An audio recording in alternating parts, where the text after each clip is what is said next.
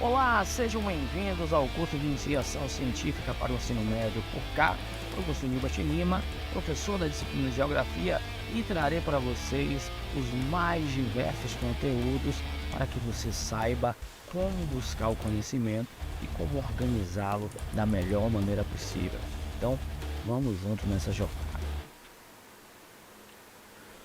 Olá, meus queridos e queridas, sejam bem-vindos a mais uma aula de Iniciação Científica por cá. Esse professor que vos fala, Nilbert Lima, professor da disciplina de Iniciação Científica para vocês, certo? O tema, não se espante, que o tema é pesquisa, certo? Mas não vai tratar sobre o projeto de pesquisa como já vimos na aula presencial. O tema de hoje tratará sobre a pesquisa propriamente dita. Não é aquele método de você pesquisar pessoalmente seus interesses pessoais.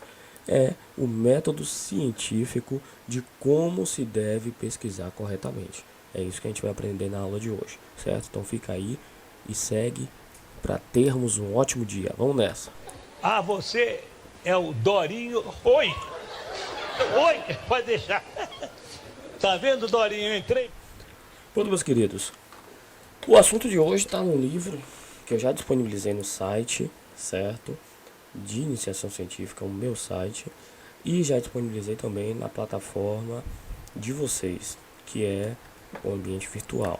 Esse é um ambiente oficial para troca de informações, entrega de atividades e por aí vai.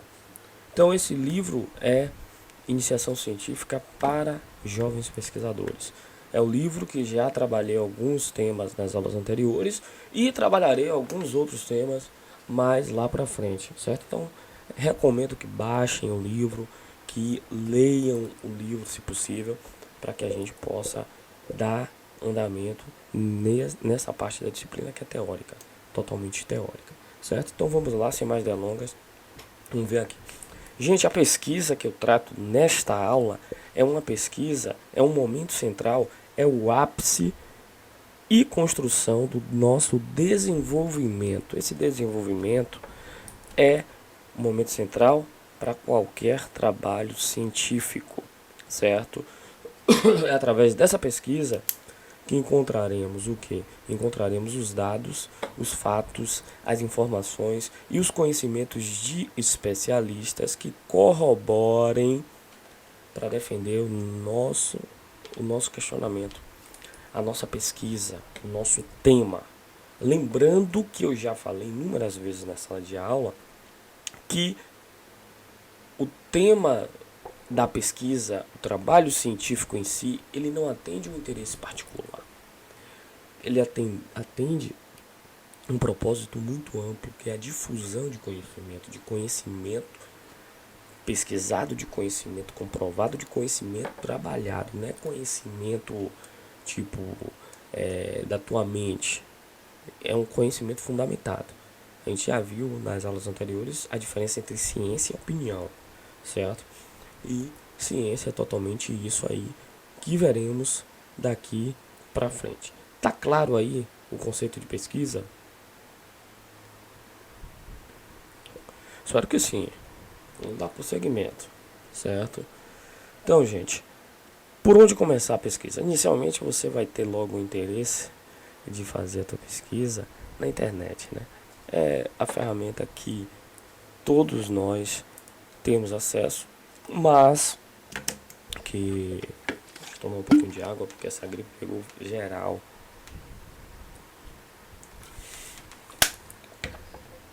Mas existem muitas trapalhadas, muitas pegadinhas que na internet vão lhe confundir e vão lhe direcionar para um caminho totalmente oposto do que a ciência produz.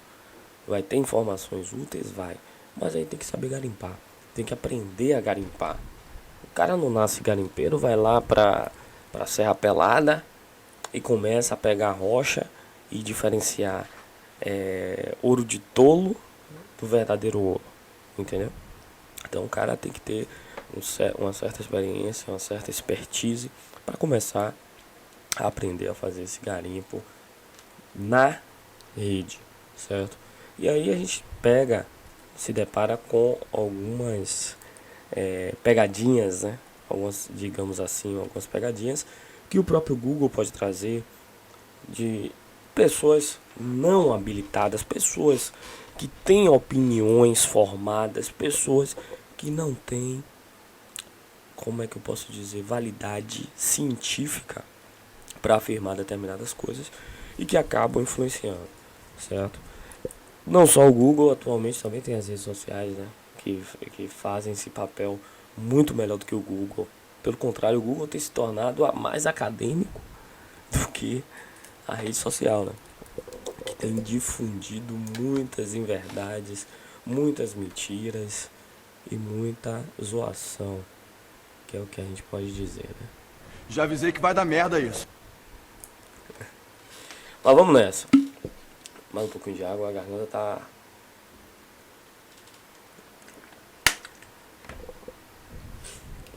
arranhando. Vamos lá. Então, você tem que ter esses cuidados para buscar informações no Google. E quais são esses cuidados, esses pontos de partida? Ah, professor, não posso pegar nada do Google? Claro que deve pegar, pô. Deve, pode, mas você tem que primeiro saber qual é a fonte. Quem está falando sobre aquilo? Aquele tema, aquele assunto que corrobora com o tema que você definiu, delineou. Quais as credenciais, a credibilidade que essa pessoa tem para falar sobre o assunto? Se for algum texto, pesquisar se realmente foi determinada pessoa que escreveu. Muita gente pega hoje na rede social e pega assim uma imagem e coloca, tipo, vamos dizer, pega a minha imagem, coloca a minha imagem assim pensando, então minha imagem olhando o mar e diz, e bota em cima, pensar e falar são coisas totalmente opostas. Pense antes de falar, não fale antes de pensar. Aí bota lá, Nilbert Lima. Eu falei isso? Agora eu falei, né? Mas só a minha foto dá credibilidade que eu falei isso. E as pessoas pegam fotos de Einstein dizendo coisas que Einstein nunca, nem, eu acho que nem na vida dele, nem lá no túmulo dele pensou em falar. Pegam imagem de Voltaire, de Rousseau, de Maquiavel, desses caras que trouxeram diversos tipos de conhecimento lá atrás e compartilham como se aquilo fosse uma verdade absoluta. E quem não tem a expertise de pesquisar a fonte correta cai nessa armadilha, acredita e recompartilha. E aí fica o ciclo da mentira, né? E é aquela situação, não sei se vocês já viram a imagem de um pintor italiano onde a verdade e a mentira estavam brincando perto do lago. E a mentira chegou e disse: pô, verdade, a água tá gostosinha, velho. Vem tomar banho. A mentira tava peladona no lago. Tomar banho, vem aproveitar. Não, verdade, você vai me sacanear. Não, rapaz, não, mentira, você vai me sacanear. Não, pode vir tomar banho, a gente vai curtir aqui. Aí a verdade chegou às roupas, entrou na água, no lago. E aí, pô, tá massa mesmo, a água tá gostosa, viu, mentira? E a mentira de fininho saiu, pegou as vestes da verdade e saiu pelo mundo. Mas a verdade ficou, depois quando olhou, minha roupa, minha veste, saiu envergonhada e acabou desaparecendo. Então, depois pesquisei esse quadro sobre a mentira e a verdade. É interessante. Não sei, né? Talvez seja interessante. Essa galera que curte mais TikTok, acho que vocês não conheciam isso.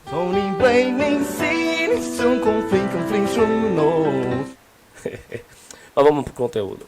Então, tenha cuidado com as informações que são coletadas na rede da internet, certo? Ctrl+C, Ctrl+V, que delícia. Quando eu estava escrevendo determinados trabalhos acadêmicos, eu ficava tentado a copiar e colar, porque é um saco, né? É um saco você escrever, é um saco. É massa você ter uma ideia sobre algo, mas quando você vai colocar aquilo no papel, quando você vai executar aquela ideia, você dá uma preguiça, dá uma vontade de desistir, mas a gente tá aqui, a gente não desiste. Quem desiste é fraco, quem desiste é quem ainda não teve a motivação necessária. A gente tá tendo a motivação necessária e vamos pra frente. E aí, Ctrl+C, Ctrl+V, além dessa tentação, tem um preço. Pois, primeiro, você pode estar cometendo um crime e ser preso por violar direitos autorais, que é assegurado por lei. Primeiro fato. E depois, que você é apenas um copião. Você não aprendeu e não produziu nada. Será que você quer passar a sua vida, a sua trajetória nesse planeta e não deixar nada produzido?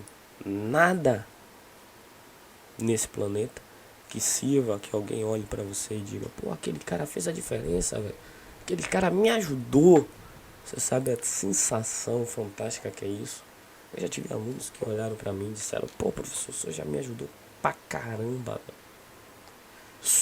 E olha que eu não tenho uma trajetória muito longa de professor. Eu tô completando 5 anos de trajetória agora como profissional na área de educação. E já tive o prazer de fazer a diferença na vida das pessoas. Então eu quero estimular isso em vocês. Faça a diferença na vida de outras pessoas, não só na sua, pelo menos na vida dos seus familiares, na vida dos seus amigos. Não precisa fazer na vida do mundo, não. Acho que é muito grande, mas na vida de quem você passar pela vida dela. Pessoa que você tiver contato, que se você comunicar, então faça essa diferença. 1 hora depois.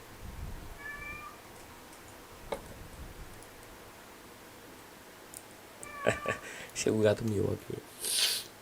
Ele tá gripezinha. Vamos lá. Então, evita copiar e colar. Certo? Evita copiar e colar. E vamos agora para as etapas da pesquisa. As etapas simples. Vamos fazer 3 etapinhas básicas para que você possa construir uma boa pesquisa, uma pesquisa que tenha um valor significativo, que tenha uma capacidade de construir teu desenvolvimento e fundamentar a tua conclusão, certo? Primeiro, preparação. O que é preparação? É você se preparar. não. Preparação é você se programar, você saber o que vai pesquisar, quais passos irá tomar e quais técnicas irá utilizar. Por exemplo, vou usar a técnica da entrevista, então você coloca isso como passo. Primeiro eu vou pesquisar as fontes de dados, depois eu vou entrevistar de acordo com a minha interpretação dessas fontes de dados, que foram as pesquisas que eu fiz, e depois vou fazer uma pesquisa de campo sobre o conteúdo, sobre o meu tema, já com o material necessário em mãos. Então, pesquisar, no caso preparação, nada mais é do que isso. Por exemplo, se você vai fazer uma entrevista, você prepara um questionário. Se você vai para o estudo de campo, você prepara um roteiro, como eu vou mostrar no finalzinho da nossa aula, os meus trabalhos, 2, um de campo e outro de entrevista, que foi necessário antecipadamente ser elaborado as etapas, o questionário, o roteiro, e daí seguir para o campo para fazer esse levantamento de dados. Segundo, coletar. Após você se preparar, saber se fundamentar, você vai coletar, você vai entrevistar, você vai para o campo, você vai buscar um especialista na área. Um exemplo, 56% dos jovens entrevistados para uma pesquisa dormem entre 6 e 8 horas. Aí você vai trazer determinados dados que você já pesquisou e contrastar com o entrevistado, que pode ser um especialista ou pode ser o público em geral, para que você possa levantar dados para a tua pesquisa. E por último, e não menos importante, interpretar esses dados. Você vai precisar pegar o que você pesquisou em livros, na internet, junto com as suas entrevistas, somar tudo, interpretar para responder aquelas perguntas norteadoras que eu apresentei na aula, que a gente exercitou na aula passada, as hipóteses, e fundamentar o teu tema, atingir o teu interesse quando se criou o tema, certo? Um exemplo, considerando os dados obtidos, conclui-se que uma parte considerável dos alunos não dorme o número de horas mínimas recomendadas pelo especialista entrevistado. Ao final da pesquisa, os dados poderão ser cruzados e as interpretações poderão ser mais ousadas, por exemplo, relacionando os dados sobre o sono dos alunos e o seu rendimento escolar. Tá claro?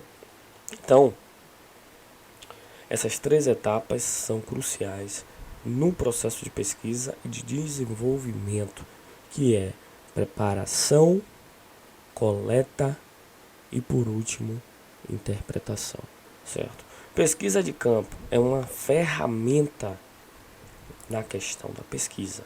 É quando você já fez todo o escopo de roteiro e você vai para o campo. Você vai entrevistar pessoas, você vai, no caso que eu vou apresentar para vocês, foi um caso físico, no caso de uma disciplina que trata sobre a integração entre relevo, rochas e pessoas, que é o estudo integrado das paisagens. E aí a gente precisou ir nas mais diferenciadas paisagens da Bahia para interpretar essas características, para poder coletar dados e depois interpretar. Aí você faz esses passos durante a pesquisa de campo. Já na entrevista, você vai criar o teu questionário com as perguntas que foram geradas na hipótese sobre o seu tema, e daí você vai entrevistar pessoas ou especialistas. 2 opções: ou você entrevista especialistas, se você tiver acesso ou condição de entrevistar um especialista sobre o seu tema, mais fácil, é mais prático, porque você não vai precisar criar todos os dados do nada. Você vai ter a opinião de um especialista da área do seu tema. Ou então não tem especialista, não tem acesso, vai para campo, arregaça a manga, faz o norteamento de acordo com a estatística e faz a pesquisa de acordo com o teu orientador. Sempre haverá um orientador, que é teu professor, que vai lhe direcionar sempre que você se esquivar e se perder no caminho da construção do trabalho científico, certo? Lembre-se sempre, você precisa buscar alguém com autoridade se for uma pesquisa, uma entrevista, certo? Aí, ó, na hora de entrevistar, não esquecer de usar um aparelho de áudio para gravar a entrevista e também de perguntar se o entrevistado permite a gravação, porque tem pessoas que não gostam de permitir a gravação, então você vai ter que escrever, certo? E após a entrevista, transcrever de imediato a gravação, certo?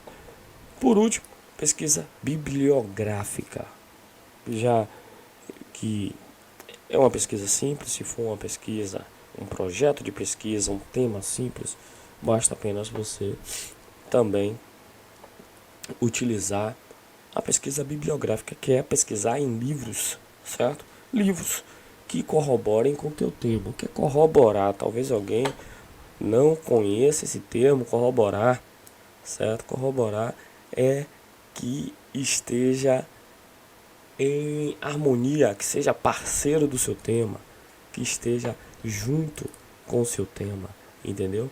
Isso é corroborar. 1 hora depois.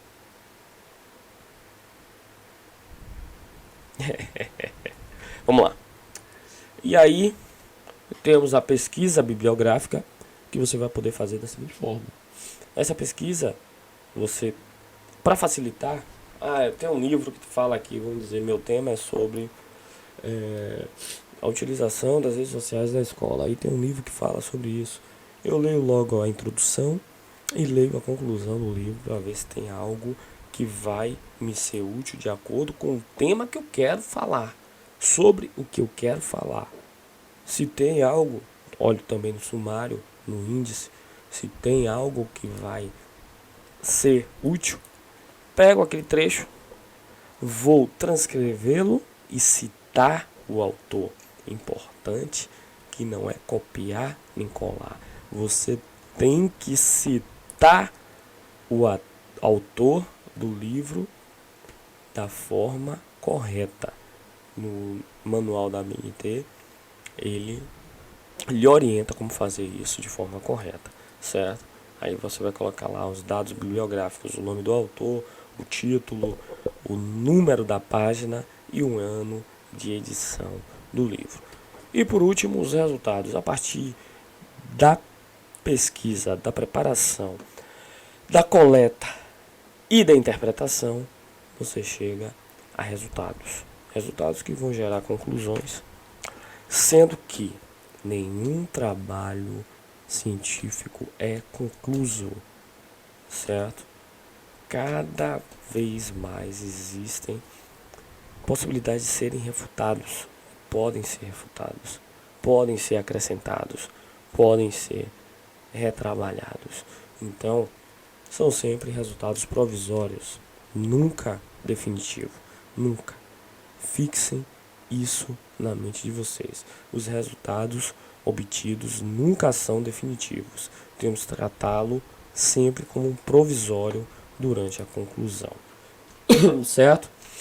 Agora vou mostrar para vocês aqui, acabou o nosso conteúdo, alguns trabalhos que eu já fiz dentro das duas ferramentas possíveis que vocês podem utilizar na construção do seu trabalho científico, que é o estudo de campo e o segundo, a entrevista, certo? No primeiro, que foi o de estudo de campo, eu fiz um relatório de campo, sendo que o trabalho científico pode ser de várias formas, né? Pode ser um artigo, pode ser um TCC, pode ser um livro, pode ser um fichamento e também tem um relatório de campo, que foi o mais útil para mim. Fiz com alguns colegas e nesse, sobre a orientação de um professor, certo? No caso, o professor Marco Antônio Tomazoni, doutor na área.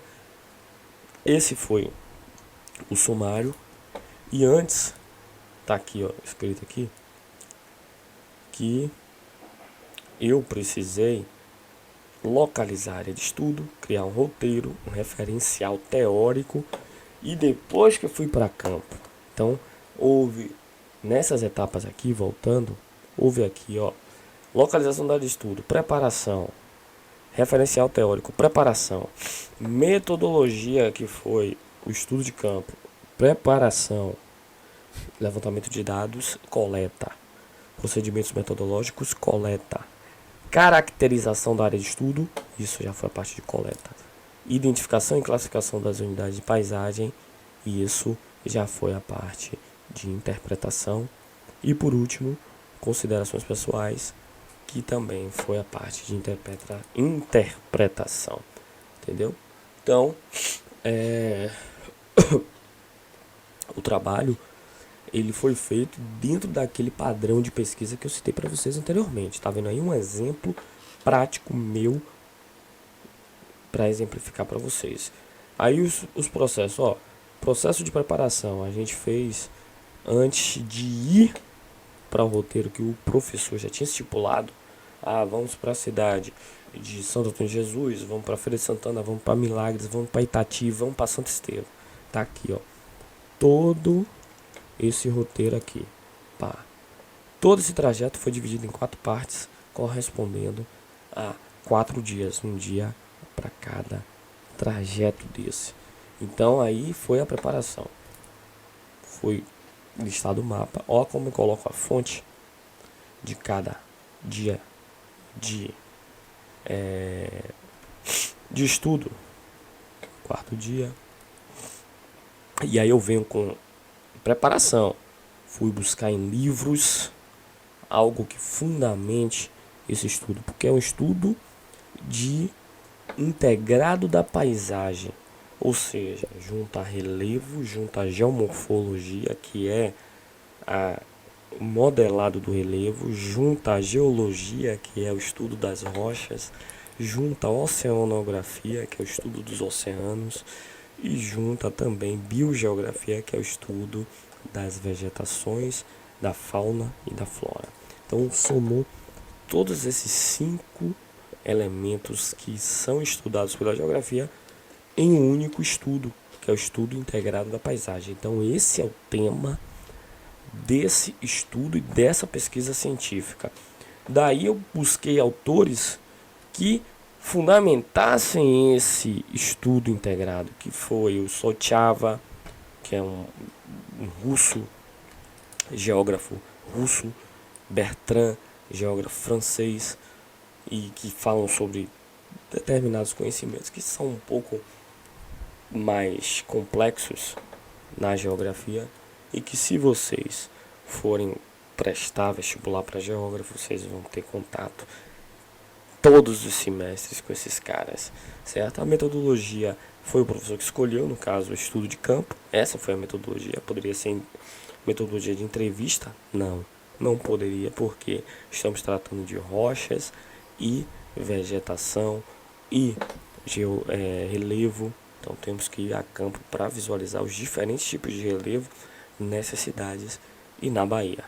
Aí fomos para o campo levantar esses dados. Os dados, pegamos também dados da população de cada cidade, certo? No material pré-campo, com o PIB como características socioeconômicas, as características culturais de Santo Antônio de Jesus, Feira de Santana, as características físicas e por aí vai.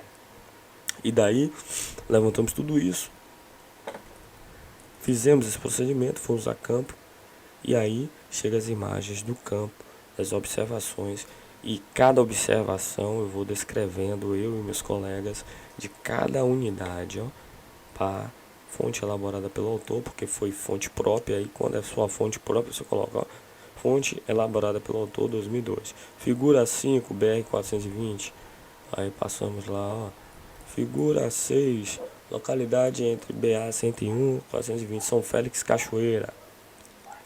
Aí passamos lá, São Félix Cachoeira, uma fazenda Sapeaçu, entrada da cidade de Sapeaçu. E por aí vai, fazendo diversas observações. Sapeaçu e Santo Antônio de Jesus. Observação da paisagem, observação dos animais que estão naquela paisagem. Entendeu? Do relevo, observe o relevo de cada paisagem. Observe aí. Observe a construção da cidade. Muniz Ferreira, o rio Jaguaripe, que corta e chega até a cidade de Candeias também, passa por lá.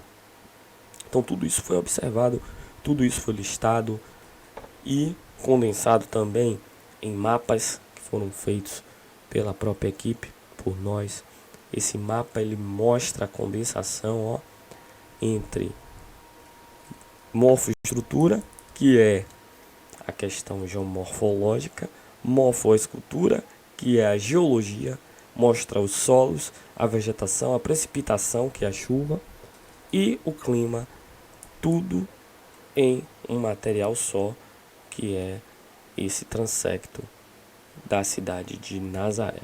Só por uma observação daquela imagem, a gente tira todas aquelas informações, transecto de outro local e transecto também de Valença. Imagens fantásticas, depois se vocês quiserem eu compartilho essas informações. E aí por último fizemos a conclusão. Considerações finais, né? Esse é um exemplo de estudo de campo. Essa árvore aqui é a mais antiga do Brasil, tem quase 500 anos de idade, a árvore do pau-brasil. Fantástica, olha o tamanho da árvore, árvore zona da zorra. E aí, gente, isso é um exemplo que eu estou demonstrando para vocês de estudo de campo, beleza? E entrevista, a gente também pode trabalhar o método de entrevista. Nesse relatório da disciplina de estágio, eu, como método de observação de sala de aula, foi necessário entrevistar um professor que já atua em sala de aula e fazendo algumas perguntas a ele, claro que antecipadamente me preparando, né? Me preparando com referência, me preparando com dados e criando, claro que um relatório de perguntas e um questionário. E aí eu jogo aqui, quando questionado sobre os bairros que originam as turmas, o professor relatou que os bairros mais frequentes entre seus alunos são Marcos, Paulo da Lima. Existe uma coordenação pedagógica. Segundo o professor, existem projetos com a proposta interdisciplinar na escola, tais como feira de ciência, projeto de vida, comemorações típicas. Tudo isso foi construído através de entrevistas. E por último, eu chego a uma conclusão, que é a interpretação do que foi observado na escola e do que o professor relatou. E aí, como anteriormente relatado, apesar das adversidades que foi de grande relevância o conhecimento adquirido através do planejamento da entrevista nesse estágio 1 e as experiências relatadas pelo professor durante a entrevista corroboram para uma formação conceitual imprescindível para meu exercício docente em sala e por aí vai. Beleza? Gente, deu para entender mais ou menos com os dois exemplos quais são as básicas etapas da pesquisa? Existem etapas, né? Como eu já falei no início da aula, não é algo tão fácil, tão simples sair pesquisando. Existe método. E se não tem dúvidas, tem dívidas, certo? Então vou mostrar aqui para vocês uma atividadezinha simples, coisa boa.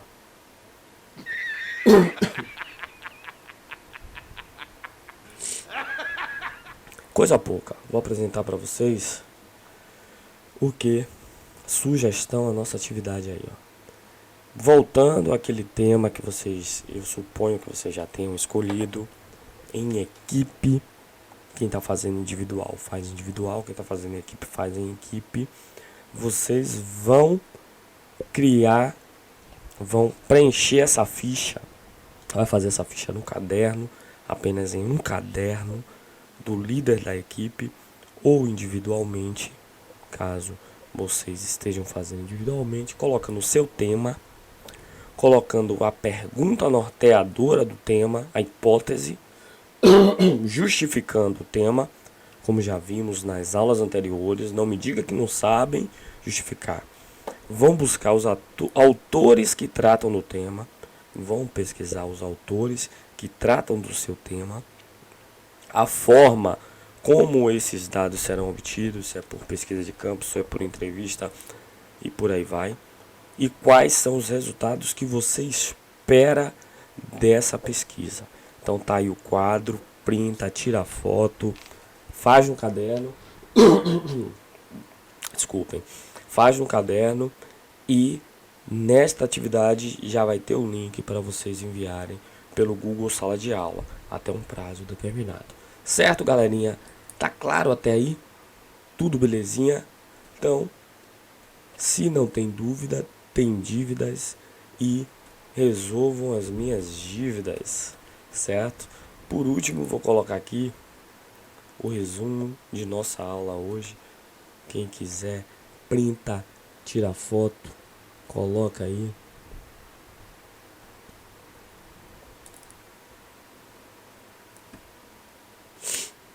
Deixa eu ver se eu... Pronto. Vê na tela. Resumo da aula de hoje. Quais são? Eu acho que a letra não está muito legal, mas dá para printar, dá para ver. Cuidados com o Google. Vocês têm que ter cuidados na hora de pesquisar com o Google, certo? Cuidados com o Google. Etapas que foi a preparação, a coleta de dados e a interpretação, método de utilizar pesquisa bibliográfica, certo? Buscando primeiro a introdução e a conclusão, para saber se tem algo a ver com o seu tema, se não é só bobagem, viu? E outros métodos, que é a pesquisa de campo e entrevistas, que eu expliquei minuciosamente para vocês. Beleza, galera? Então é só. Espero que vocês tenham gostado dessa aula. Curtam, compartilhem, comentem caso tenham dúvidas. Sei que foi muito conteúdo, mas conteúdo rápido, certo? E até a nossa próxima aula. Um grande abraço. Fiquem com Deus. Tchau, tchau.